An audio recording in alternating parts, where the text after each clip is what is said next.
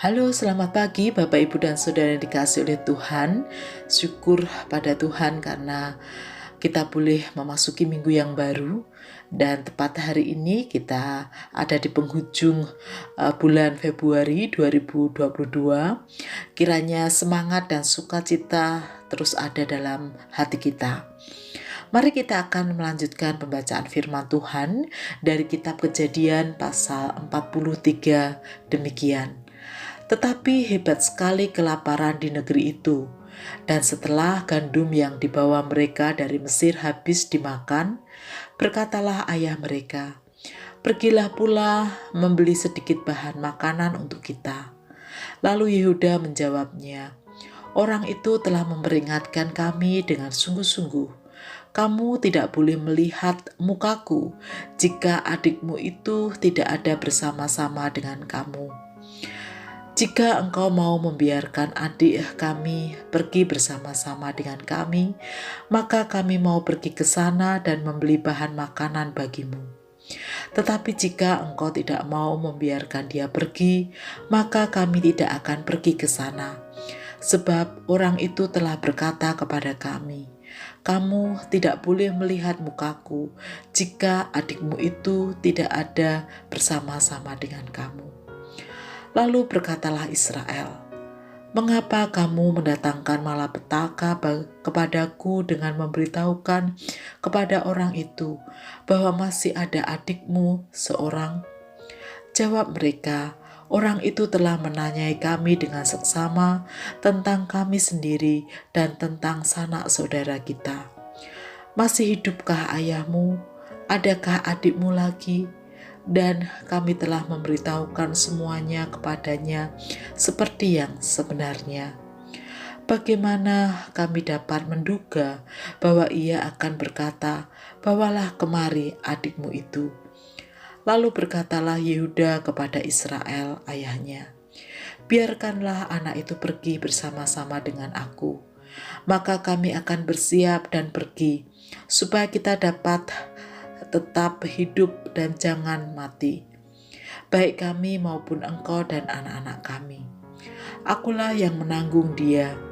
Engkau boleh menuntut aku daripadaku jika aku tidak membawa dia kepadamu dan menempatkan dia di depanmu. Maka akulah yang berdosa terhadap engkau untuk selama-lamanya. Jika kita tidak berlambat-lambat, maka tentulah kami sekarang sudah 2 kali pulang." Lalu Israel, ayah mereka, berkata kepadanya, "Jika demikian, perbuatlah begini. Ambillah hasil yang terbaik dari negeri ini dan tempat gandummu dan bawalah kepada orang itu sebagai persembahan. Sedikit balsam dan sedikit madu, damar dan damar ladan, buah kemiri dan buah badam. Dan bawalah uang 2 kali lipat banyaknya. Uang yang telah dikembalikan ke dalam mulut karung-karungmu itu haruslah kamu bawa kembali. Mungkin itu suatu kekilafan. Bawalah juga adikmu itu, bersiaplah dan kembalilah pula kepada orang itu. Allah yang Maha Kuasa kiranya membuat orang itu menaruh belas kasihan kepadamu, supaya ia membiarkan saudaramu yang lain itu beserta Benyamin kembali. Mengenai aku ini, jika terpaksa aku kehilangan anak-anakku, biarlah juga kehilangan." Lalu orang-orang itu mengambil persembahan itu dan mengambil uang 2 kali lipat banyaknya, beserta Benyamin juga. Mereka bersiap dan pergi ke Mesir. Kemudian berdirilah mereka di depan Yusuf. Ketika Yusuf melihat Benyamin bersama-sama dengan mereka, berkatalah ia kepada kepala rumahnya, "Bawalah orang-orang ini ke dalam rumah, sembelihlah seekor hewan dan siapkanlah itu, sebab orang-orang ini akan makan bersama-sama dengan aku pada tengah hari ini." Orang itu melakukan seperti yang dikatakan Yusuf, dan dibawanyalah orang-orang itu ke dalam rumah Yusuf.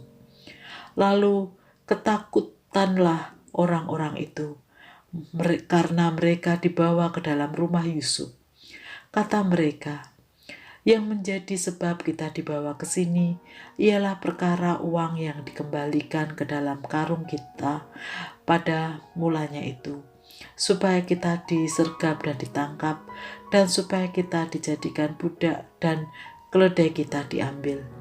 Karena itu mereka mendekati kepala rumah Yusuf itu dan berkata kepadanya di depan pintu rumah, "Mohon bicara Tuan, kami dahulu datang kemari untuk membeli makanan. Tetapi ketika kami sampai ke tempat bermalam dan membuka karung kami, tampaklah uang kami masing-masing dengan tidak kurang jumlahnya ada di dalam mulut karung. Tetapi sekarang kami membawanya kembali. Uang lain kami bawa juga kemari untuk membeli bahan makanan. Kami tidak tahu siapa yang menaruh uang kami itu ke dalam karung kami." Tetapi jawabnya, "Tenang sajalah, jangan takut. Allahmu dan Allah Bapamu telah memberikan kepadamu harta terpendam dalam karungmu. Uangmu itu telah kuterima." Kemudian dikeluarkannyalah Simeon dan dibawanya kepada mereka.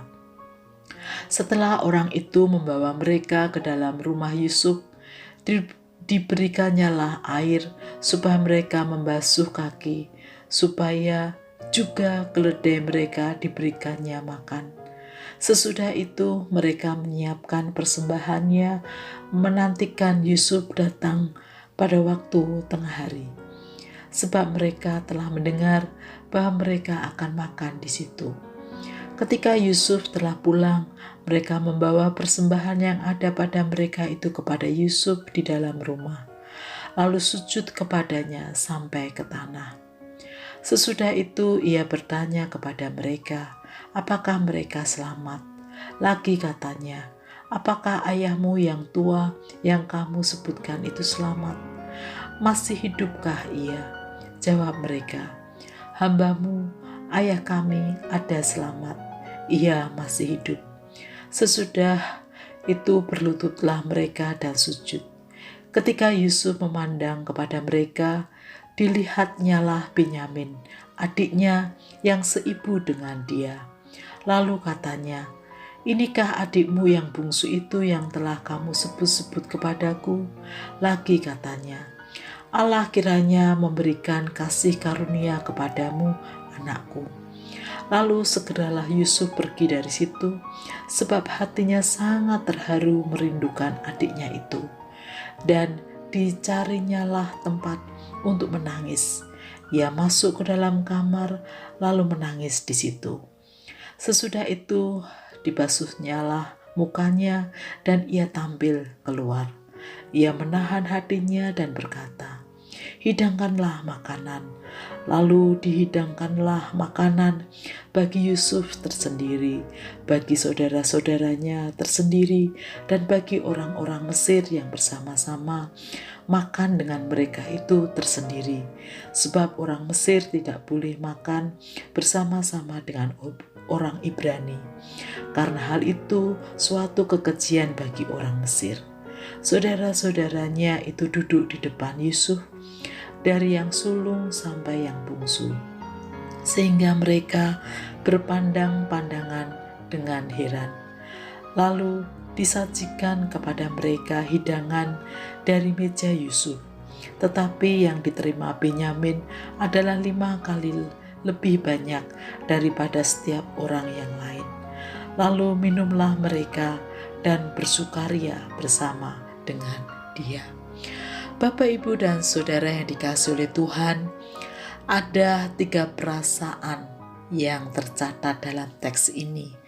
Yang pertama adalah perasaan tidak menentu yang dihadapi oleh Israel. Mengapa? Karena di satu sisi ada kebutuhan yang mendesak yang harus segera dipenuhi. Di sisi yang lain, dia harus melepas anak bungsunya untuk pergi bersama dengan saudara-saudaranya. Kedua, adalah perasaan ketakutan yang dialami oleh saudara-saudara Yusuf pada saat ia menghadap Yusuf, sampai mereka harus bersujud sampai ke tanah, seperti mimpi Yusuf yang telah disampaikan jauh sebelumnya kepada saudara-saudaranya.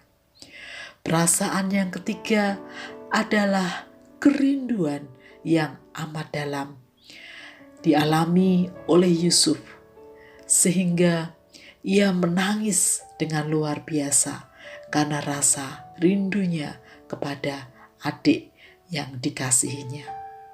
Bapak, Ibu, dan Saudara yang dikasihi oleh Tuhan, perasaan tidak menentu, perasaan takut, dan juga perasaan rindu, bukankah juga sering atau kadang terjadi di hati kita? Namun, bukankah justru perasaan-perasaan yang kita alami itu mengontrol sikap dan tindakan kita? Oleh karena itu, mari kita terus belajar mengelola setiap perasaan-perasaan yang ada, sehingga dapat mengambil tindakan atau langkah yang tepat. Mari kita berdoa. Tuhan Allah yang kami sembah dalam Yesus Kristus, sungguh kami bersyukur bahwa ada berbagai macam perasaan yang ada di hati kami. Bantu kami mengelola setiap perasaan-perasaan yang ada, supaya kami dapat mengambil langkah-langkah yang bijaksana. Di dalam nama Tuhan Yesus kami berdoa. Amin.